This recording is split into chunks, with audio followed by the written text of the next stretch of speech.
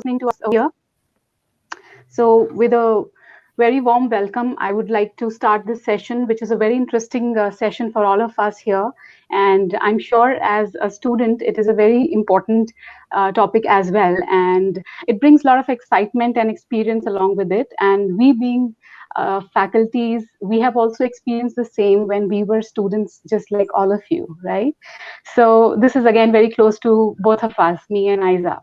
So when we talk about transition from school to college, it brings a lot of butterflies in your stomach, I'm sure. So it brings a lot of excitement to get into the new life, the new pattern, the new understanding of learning and being a student. Because in school, the pattern is completely different as compared to a college or a university in that case. So most of the time we see that the transition is very smooth. Yes. However, there have been incidents or there have been situations when students, they face some kind of stress or disappointment. Now, what can be the reason for these disappointments or dissatisfactions? That is what we call as the freshman's myth. Now, what do I mean by that?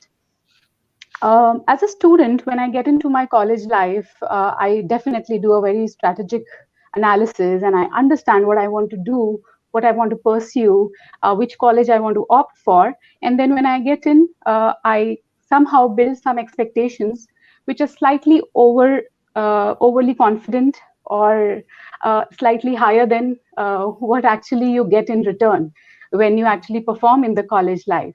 So in some cases that does happen, and then you fear to face stress. Yes. So today we will talk about certain strategies or certain points which, if you pay attention to, definitely your journey can be smooth and easier as compared to the ones who are not well prepared for the journey itself. Yes. So let's begin this interesting talk today. And here we have Aiza. So Aiza, I want to ask you something. When we are talking about this wonderful topic, kindly share certain points or some challenges that you feel as a student one needs to understand and overcome and be prepared before getting into that new journey of life. Thank you for the question, Dilkirat. Well, this question brings in a lot of memories because Definitely. there were a lot of challenges that I faced when I moved from school to college. Because for me, it was like relocating to a completely different city. Okay. So, like, I'll be talking about like two or three major things that I faced. Mm-hmm. One of the thing was time management, which I personally felt that it is completely under my control. But to my utter dismay, it was not. Like, Okay. we often feel that we lead a very disciplined life, and but we when we get to college and we see the reality, it is something else, definitely. For True. example, like when I got from school to college, the major problem was that during the school hours, uh, often we were given 15 to 20 minutes break between the classes by the teachers to talk or to gossip about things or to drink water, etc. These were the little memories that we had.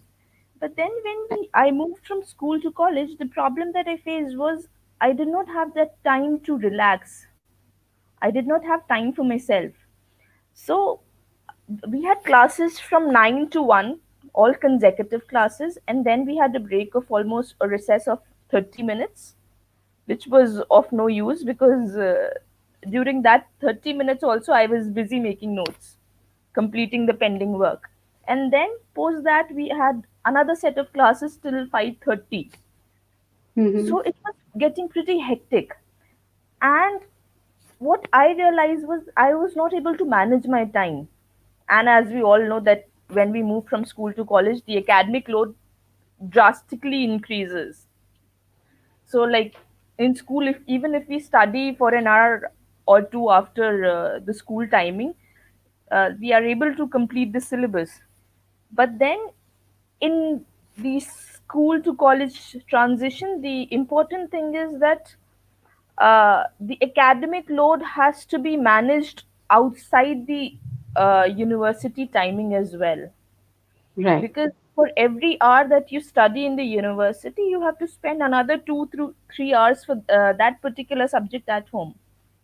So the easier way to manage things are, I would say, you need to define and prioritize your task. You need to make a list for yourself, or maybe a checklist, where you can write, prioritize your work. You can write a to make a to do list, and you need to be very sure that you've ordered them in proper sequence, because if you've not done that, you'll end up ruining a lot of things.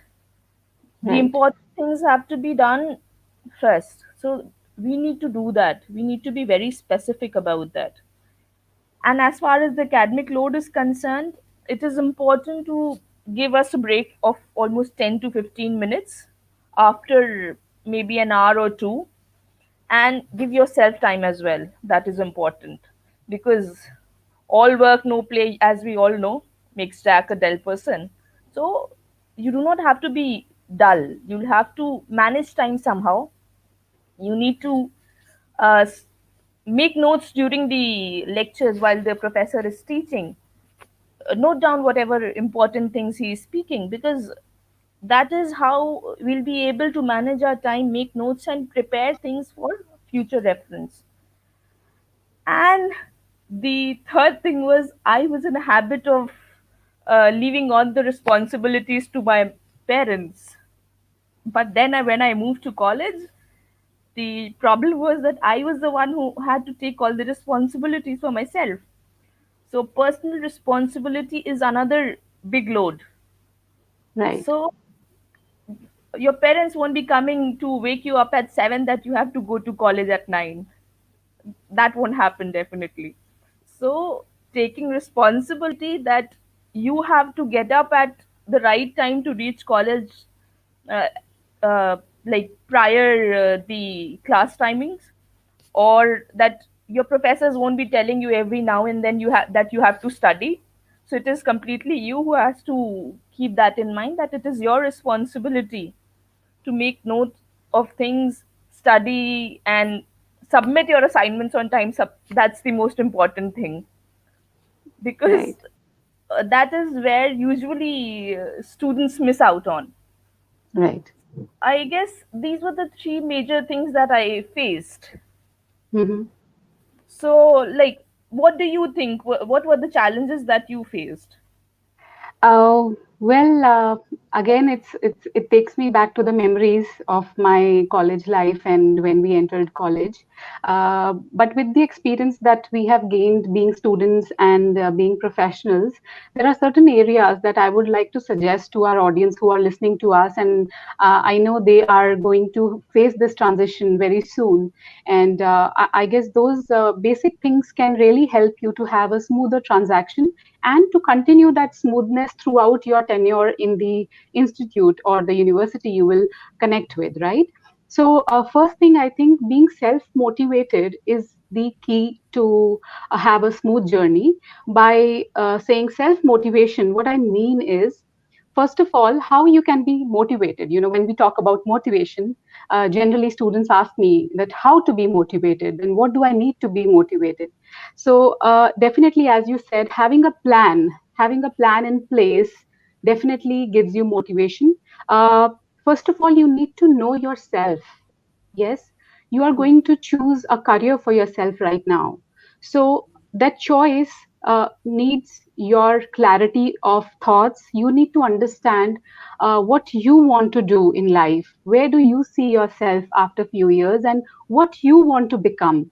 Yes, if you have that clarity in your identity, that what you want to become and what you want to do, which attribute or which where does your skill lie, so that identification must happen. For that, you need to just go inward and understand yourself. That certainly gives you motivation and confidence that yes, this is what I want to do. And your decision should be purely yours. First of all, definitely you will take guidance of your elders and your teachers, and you will consult experts probably. definitely you must do that. However, uh, you need to identify what you want to become and where does your interest lie. And at the same time, by being self motivated, when you know what you want to do, uh, it definitely boosts your confidence, your interest in that field, and you can work on the goal and the plan that you have, set for yourself for next few years. Yes, and being self motivated, again, you need to have that clarity in your mind that there are certain things which are in your control, like your attitude towards your studies, towards your fun part. Yes, as we said, Right. we need to have that element, definitely. So you need to prioritize things, you need to be motivated so that you are able to achieve your goals, your plans that you have thought of. And it's not a cakewalk. You will have to put in efforts. Yes, so to put in efforts you have to be self motivated. Nobody can every day push you to be motivated. You need to be enthusiastic to go to the class, attend the lectures, make network, meet people, understand your faculties, and have some kind of rapport building with them, so that whenever needed you can get in touch with them and get clarity. Yes, so all these aspects are required to achieve your goals that you set for yourself. Yes, and then Right. next important thing I feel is, as a student, definitely academics is very important, no doubt about that. At the same time, I feel your emotions, your state of mind is again very important. So Right. it's a roller coaster ride. Yes, emotions are like a wave. They will rise and they will drop. Yes, True. you cannot control it after a limit. You can only control your output, your reaction to it. Definitely that is in your control. So first of all, you need to identify what are the emotions you're going through when you are facing this transition. Yes, sometimes students face some kind of anxiety or fear or excitement. Somehow they are not able to balance it out. It does happen, it's natural. We all have gone through the same situation. So that's perfectly normal. But to identify what is the emotion and what are the feelings you are having, what are the thoughts you are developing in your mind, and then what further actions are required to cater to the needs at that moment is very important. Yes, and at True. the same time we do have experts and people like we call counselors. If need be, you can take guidance from them in the campus. I guess nowadays most of the campuses have professionals which can guide you on certain things, and it is absolutely healthy to seek advice and seek help. Yes, it does not Right. show that one is weak, it definitely shows that you are ready to grow.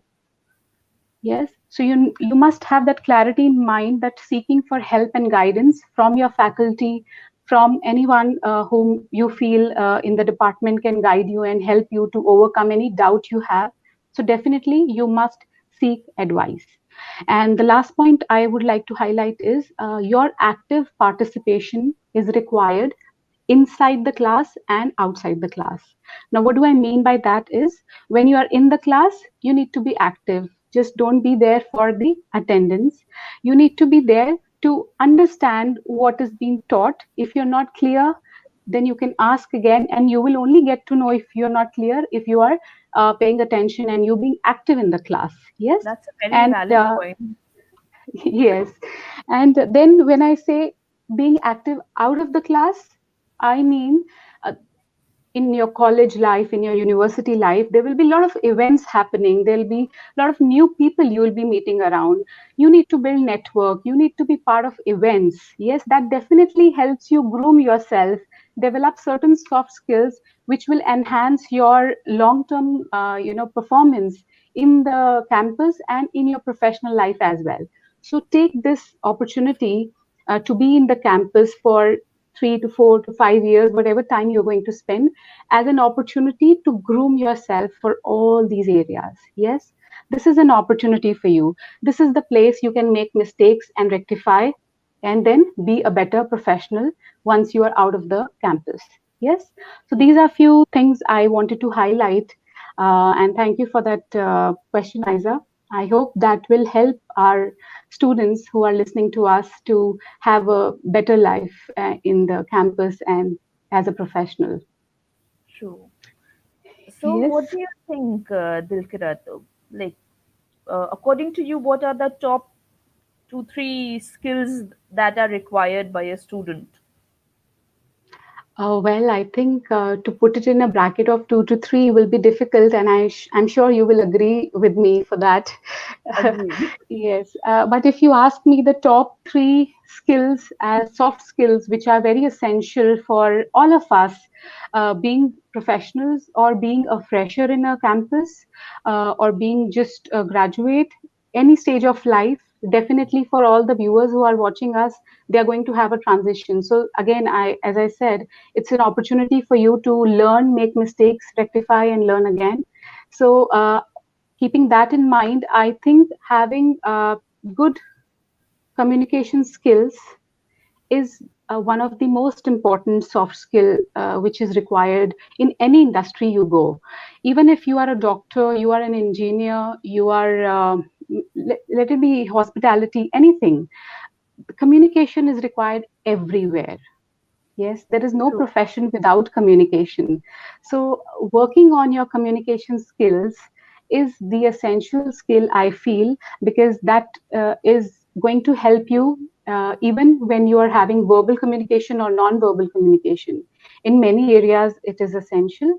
And the second, I would like to say, I think creative problem solving and the critical thinking, I mean to say, is very important because that helps you when you are in tough situations or when you are in a situation to make a decision in your professional life or as a student. So it's important to learn that skill and polish that skill. Yes, and the last, as you said, 3, I think third one would be leadership skill for me because not necessarily leader needs to be a manager or somebody like a CEO. Even a student or even an employee can display leadership skills. Yes, these are certain values, these are certain patterns that you follow in your workplace, which shows your leadership skills. So to learn these skills, to learn these soft skills, I think it is essential to consciously pay attention towards them. True. Yeah. So To with that, add on to Aiza, your point, yeah, I'd sure, like to add on something to your point.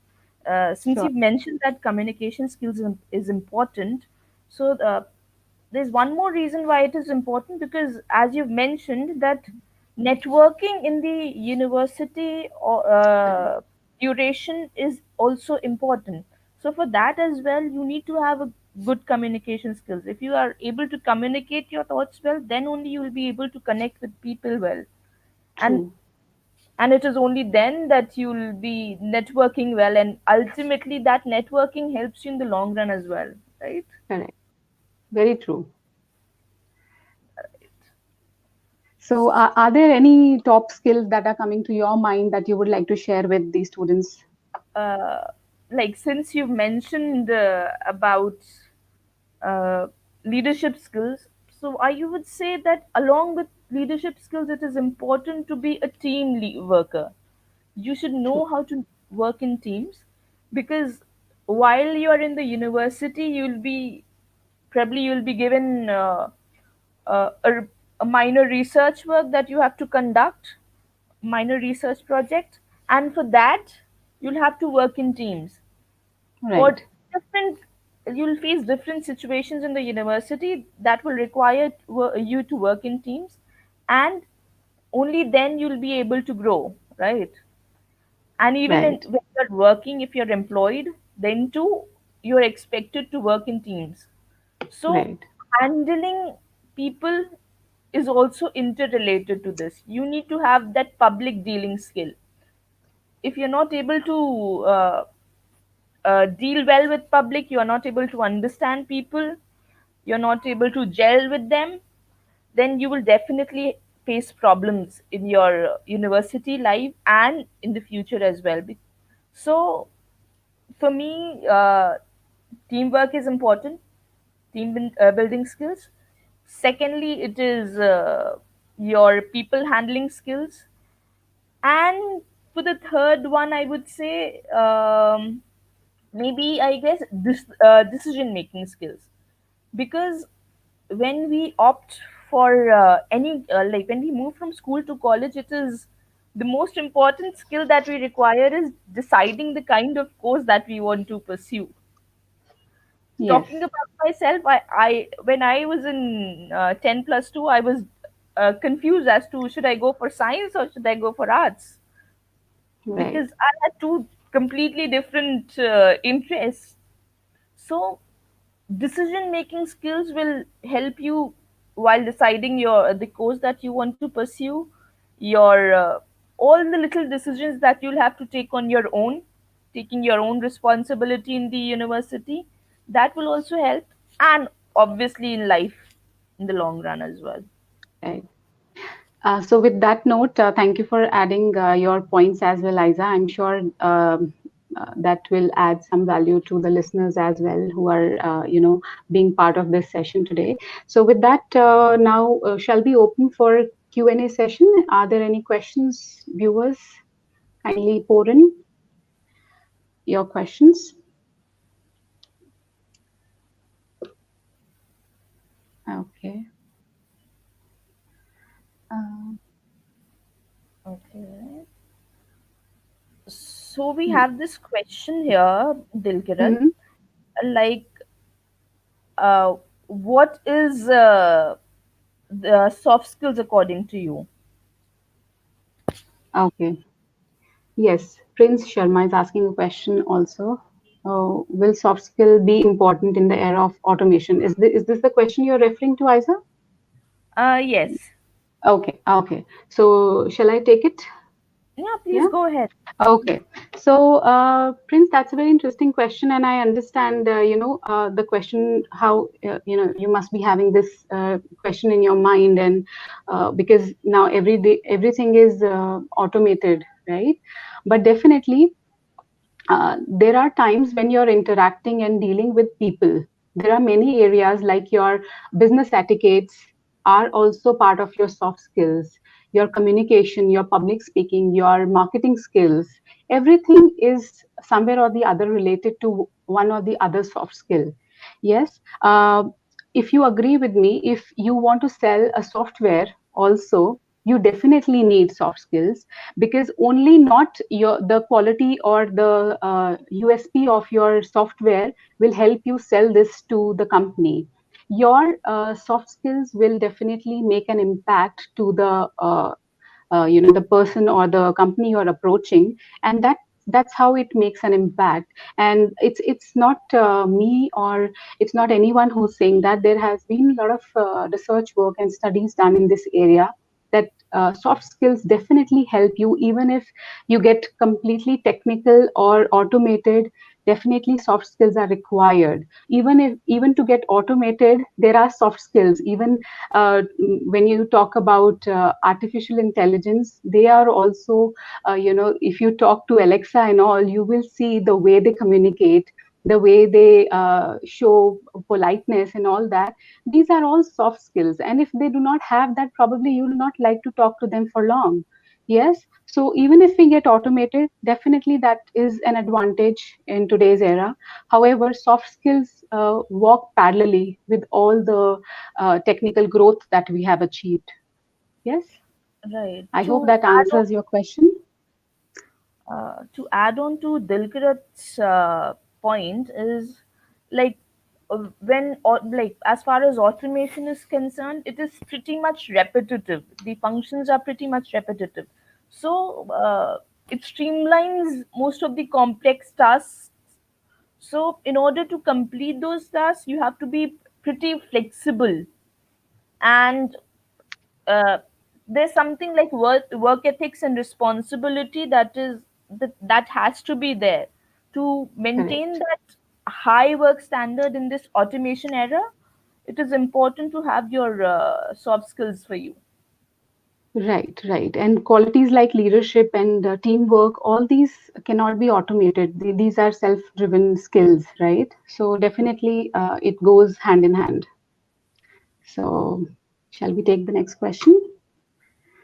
Yes, we have. Next question, please. Okay.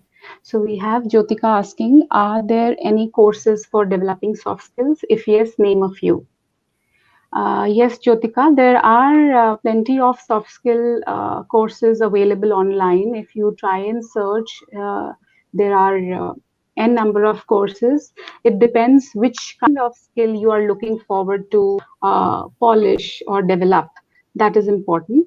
So if you go online, like on there are a lot of websites I can name here. Udemy is there, ellison.com is there.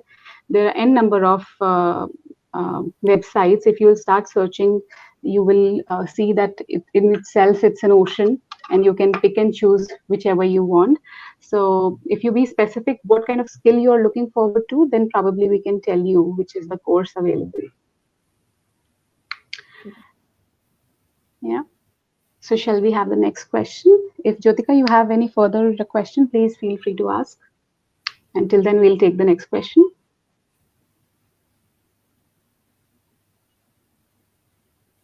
Okay.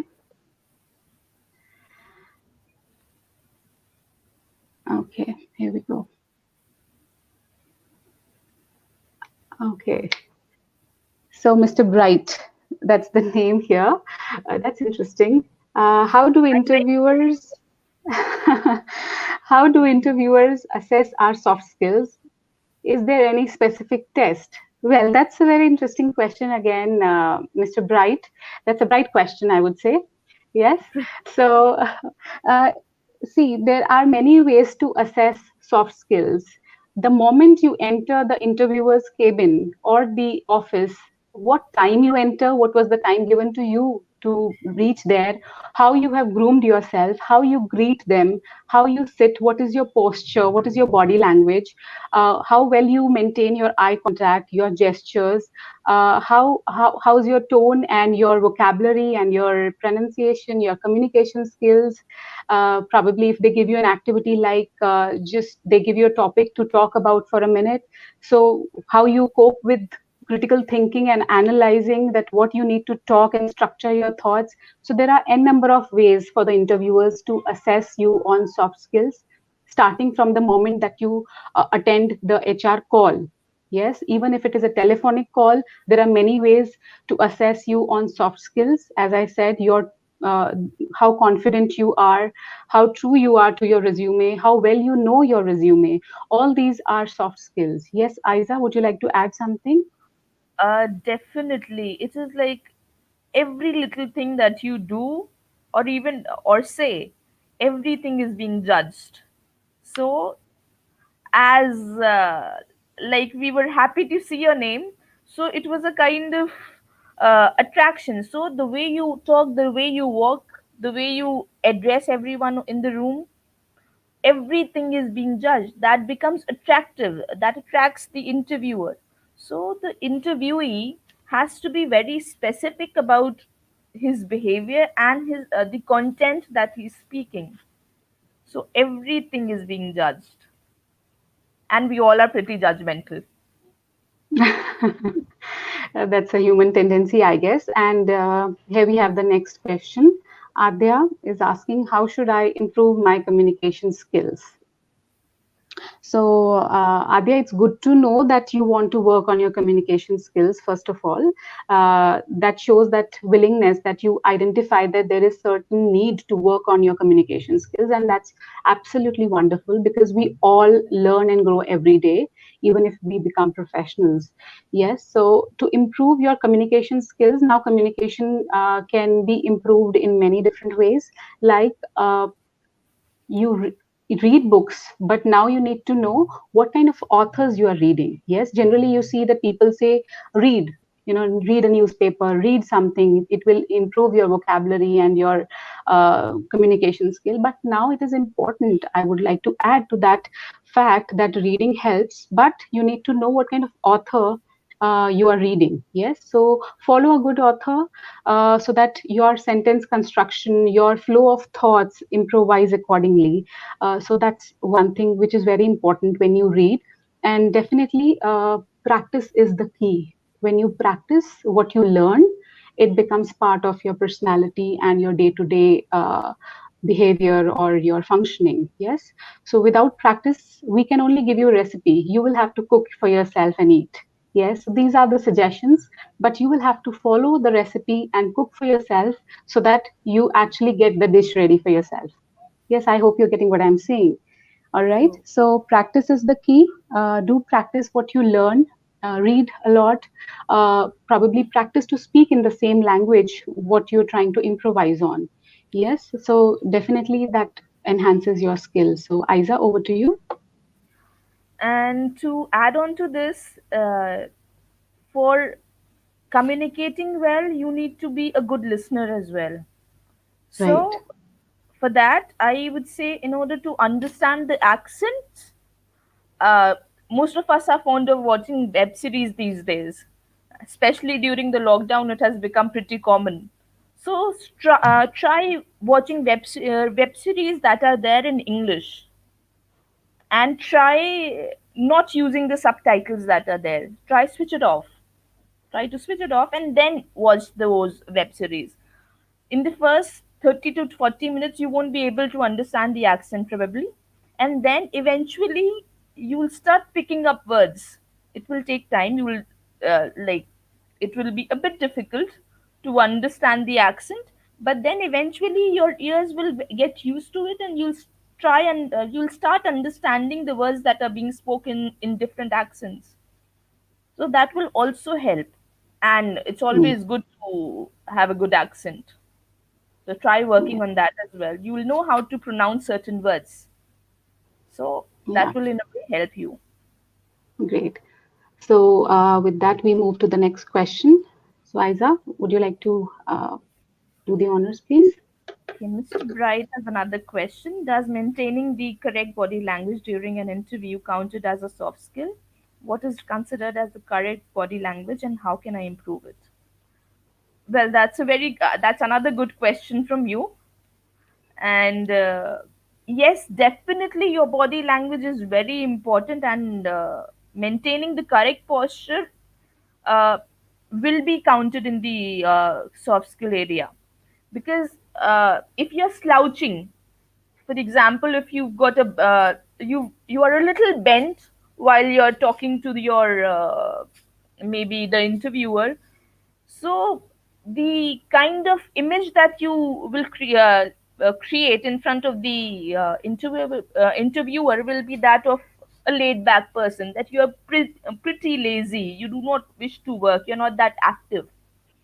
So why would an interviewer hire you if you are lazy? Everyone wants a hardworking fellow, right? So there are little points. You are being judged on your body language as well. For example, if you are like talking to someone and you're continuously using your mobile phone, suppose the person you're talking to will think that you are not interested in talking to him. So you are judged on your body language because you're portraying as if you're not interested in the conversation. So, in the same way, your body language is judged in the interview room as well. It is definitely counted as a soft skill. And I would say when you're there in front of the interviewer, the correct body language would be a 90-degree pose. That is, your legs should be straight. You should not be slouching. You should not be taking rest on the back of the seat. Sit straight. Do not look as if you've been punished. Uh, be a little flexible, but do not fidget too much. So, what would you like to add to this, Dilkirat? Definitely, what you said is right, and I would just like to say that body language is probably generally taken as how you sit and walk. So, body language also includes your facial expressions, your gestures. How do you connect using eye contact with the interviewer? So, all this is counted during the interview. Yes. So, just imagine that the interviewer is looking at the roof while asking you a question. How would you feel? Would you like to be part of an organization wherein people are not following some appropriate gestures and some basic rules how to talk to people? Definitely not. So the same happens with them. They are also looking for people who have certain soft skills, because nowadays your connectivity with people, your communication skills with people is what is counted the most, and organizations really look forward to have people who have good soft skills. Yes. True. So let's move to the next question. Okay. Dilemma, did I pronounce it correctly? I hope. Which are some organizations or roles where soft skill is primarily required? Okay, requisite. When we talk about soft skills or any particular area where it is required, I would say there is no area, according to me, where it is not required. Yes, True. there, there is no area where soft skill is not required. You just imagine, starting from the watchman till the CEO of the organization, everyone displays soft skill, and you also connect with people who display soft skills. Yes, people who are rude, who do not communicate well, who do not display good, organizational skills. Probably you will not feel like working in that team or with that organization. Yes, just imagine you walk in to an organization for an interview and see people just laughing and being unorganized, and you will just imagine, oh my god, where am I? Do I want to be part of this? And on the other hand, if you walk into an office wherein everything is disciplined and following good organizational skill, people talk politely, starting from the person who opens the door for you and till the one who interviews you, definitely you will be more attracted to join that organization, which enhances your skill and adds value to your existing skills. So it's difficult to pinpoint which particular role requires soft skills, because according to me, every role requires soft skills.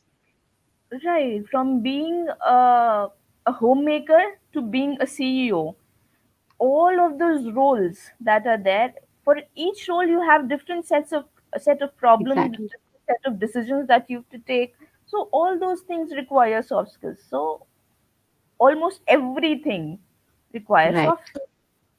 Correct. So let's move to the next question then.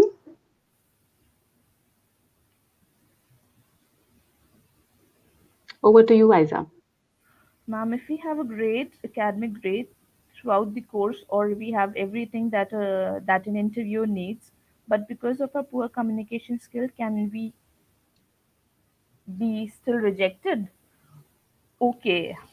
Uh, Karthik, I would say it is always good to be optimistic about things. Why think about being rejected from now only? So, then coming to your questions, technical skills or the academic grades are important, definitely. But then, if there are certain most of the roles that are there, we require good communication, because even if you're good at coding, you need to explain your codes to others, right? You need to explain the kind of program that you've made, and to explain that you need good communication skills. If you're not able to communicate your ideas, your colleagues or maybe your seniors won't be able to understand that your idea, and ultimately you won't be hired for that, right? So I would say grades are important, definitely technical skills are important, right? But then communication skills, I would say, is should be there on the topmost position. It is something that is extremely important, because if you're not able to communicate well, you won't be able to excel in your personal life and in professional life as well. You need to work on that in that case. What do you have to say to this, Dilkirat? Well, I agree with you, Aiza, and I just want to say that I'm not saying that, Karthik, that you are facing this thing. It is just a general thing for all the listeners here. Sometimes we develop a belief system in our mind that this is not my cup of tea. Having excellent communication skills or having leadership skills is not my cup of tea. Well, this is just a belief system you have kind of developed within you, or rather, we do that sometimes. So if we need to overcome that, we just need to work on it, and it is achievable. Trust me. If you work on it, set a deadline that I give myself 3 months, 6 months time, give reasonable time, have a smart goal. Yes, so work on it smartly, and definitely it is achievable. Yes, with that, we have the next question by Sana, which is, will listening to talk shows improve my soft skill? Is there any particular approach or exercise for improving soft skills? Well, Sana, it depends what kind of talk show we are listening to, first of all. And What? mostly when we are listening to talk shows, we are kind of in the zone of feeling relaxed, and we are not consciously sitting there to learn certain skills, first of all. Yes, our unconscious mind is grasping certain things, their body language and their movements and certain pauses that they take or sentence construction they make. But yes, over there, mostly, if I say a talk show, generally the structure is very casual. Yes, of the talk. Yes, so if you want, definitely listen to it, but you need to understand to filter what is there to learn as a soft skill there. But at the same time, there can be some good speakers you can listen to. If you find online, there are n number of videos available by good speakers who are known speakers around the country and even from other countries. You must listen to them as well, because their talk is more structured and towards soft skills and very professional, I would say. So that can certainly help you. Yes. True. So shall we move to the next question, Isa? Yes, yes. Yes. Okay, let's see if there's another question. Okay, so we have a question by Karan, sorry, Karma. Karma. Yeah. It's soft skill only about communication. Well, No. Karma, it's not only communication. Communication is one of the important component of soft skills. Soft skills is in itself comprises of n number of things. Let's say decision making, negotiation skills, your interview skills, your communication skills, public speaking, your writing skills, your reading skills, yes, your analytical skills, your critical thinking skills. There is much more to it, more than communication. So, but yes, communication is one of the most essential, as we've been talking about it since last few questions, because that is used even when you have to solve a problem. It is through communication that you will solve it, right? So your problem solving skills will always need good communication skills as well, so that you're able to explain and your ideas, your thoughts. Yes. So here we have next question. Over to you, Aiza. Okay. Please tell me about a few books on soft skill development. Okay, Dhruv, I would start with there's a book, it has been recently, I guess, published. It is non-violent communication. It's not non-verbal, it is non-violent communication. It basically deals with conflict management, and it is a kind of soft skill. Like we have different books on different soft skills. So one complete book on all the soft skills is a bit difficult to get, which is a good one, that too. So then we have Bridging the Soft Skills Gap. That is, I guess, by Bruce Tulgan. I'm not sure of the surname, but it is something like that, Bridging the Soft Skills Gap. Okay. Okay.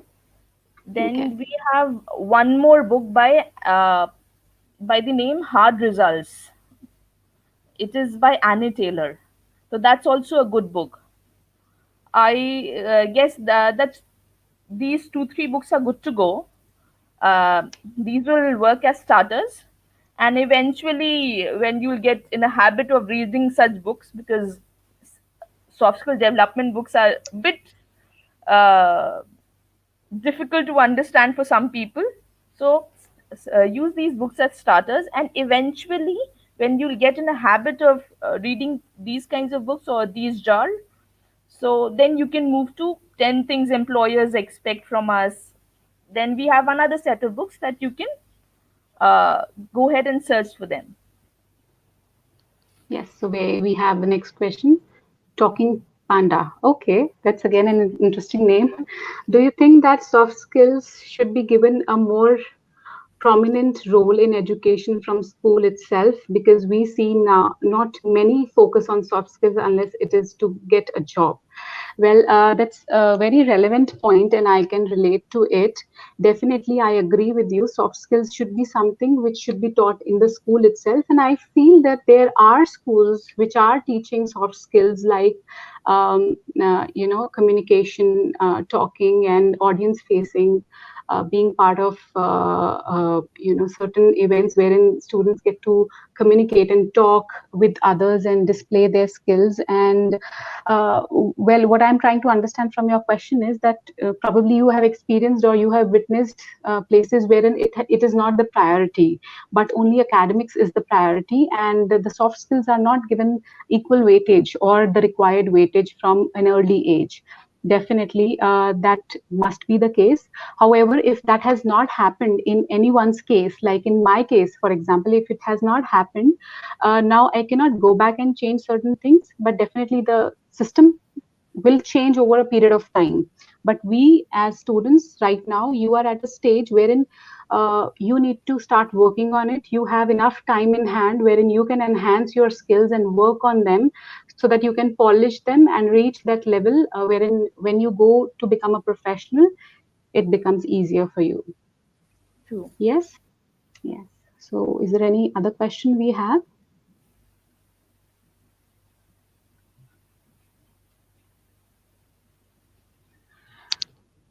Okay, Mr. Bright. Yes.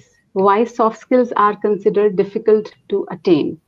Well, for me, probably something can be difficult to attain because of what I think in my mind and True. the kind of concept I have developed in my mind.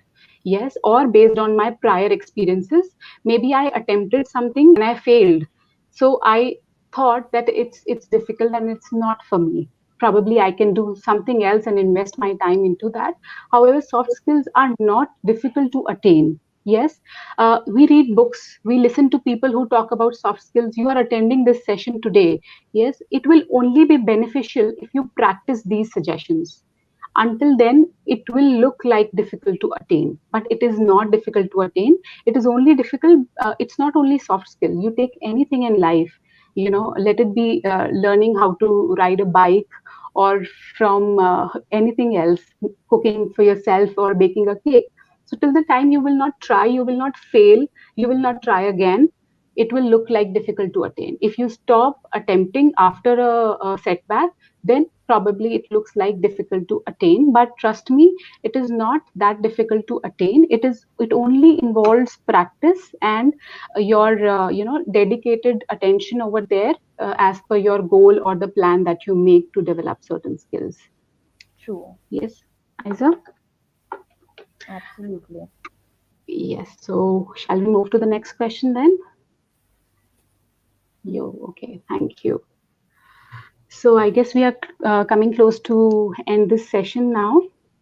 Yes. So it was really wonderful to have a talk with all of you. The question that you asked shows that you are aiming to, learn certain skills and improvise the skills that we are talking about. And definitely they are going to play a vital role in your educational life and in your professional life. So wishing you all the very best. These soft skills and these strategies that we shared today, we hope that they help you practice them and improvise your outcomes. Best wishes for the future.